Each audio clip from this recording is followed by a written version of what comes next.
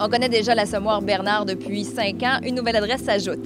C'est l'Assommoir Notre-Dame dans le Vieux-Montréal avec ses nombreux cocktails encore une fois et son menu succulent qui vous est servi dans un décor très chaleureux. Est-ce que tu peux nous expliquer quand on va venir ici ce qu'on va retrouver? Bien, on a le même menu qu'à l'Assommoir, un menu convivial où on se partage des plateaux de ceviche, de tartare, de grillade, de tapas, soupe, salade, tout ça. Le DJ, les musiques de band, live, les débuts de semaine. On est ouvert 7 jours sur 7.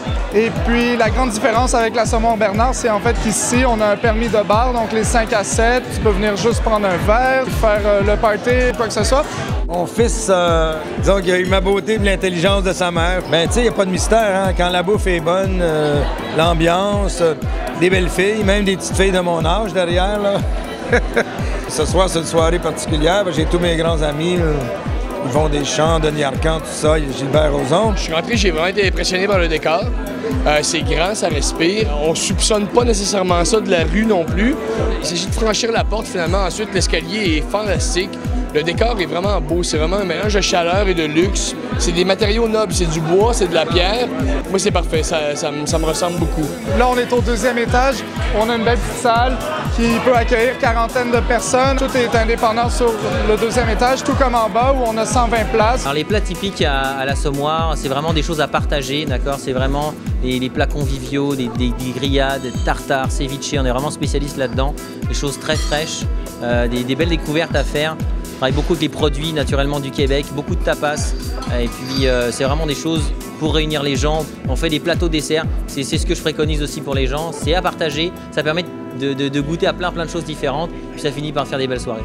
On a à peu près 300-350 cocktails à la carte, des cocktails 2 onces. On a des barman qui font de la jonglerie, qui font du flair, qui coulent des cocktails en fontaine, 5 à la fois. Le flair bartending, c'est l'art de servir avec style derrière un bar. C'est l'art d'enjoliver le cocktail à travers le sport, le style. C'est de la jonglerie un peu, mais c'est surtout vraiment là, toute une pratique que les barmen là, découvrent de plus en plus. Ça donne un petit entertainment derrière un bar, dans toute la salle au complet qui se dégage, dans toute l'atmosphère d'une soirée. On est ici pour picoler, mais aussi parler du cellier parce qu'il est quand même imposant. C'est une pièce maîtresse, on le retrouve dans le fond. L'Assommoir, peux-tu nous en parler un peu de ce qu'on va retrouver comme vin ici? Oui, ben en fait, j'ai fait la carte des vins en fonction de ce que l'Assommoir proposait sur Bernard, en la peaufinant un peu.